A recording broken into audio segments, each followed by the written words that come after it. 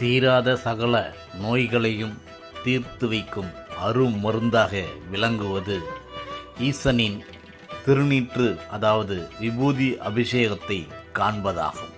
திருநீறு அபிஷேகத்தை காண்பதும் திருநீரை பெற்று பூசிக்கொள்வதும் அதை உட்கொள்வதும் தீராத நோய்களுக்கு மருந்தாக அமையும் என்கிறது ஐதீகம்.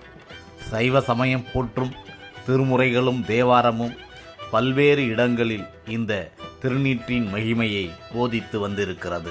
அதோடு சமய குரவர்களில் 4வரில் ஒருவரான திருஞான சம்பந்தர் மூர்த்தி அவர்கள் மதுரை கூன்பாண்டியனுக்கு வந்த வெப்பு நோயை திருநீற்று பதிகம் பாடியும் திருநீற்று பூசியும் கூன்பாண்டியனை குணப்படுத்தியதுடன் அவனை நின்ற சீர் நெடுமாறன் என்று ஆக்கினார். தமிழர்களுக்கு எதிராக திருநீற்றை வைத்து ஆளவாயன் ஆடிய நாடகங்களில் அதுவும் ஒன்று.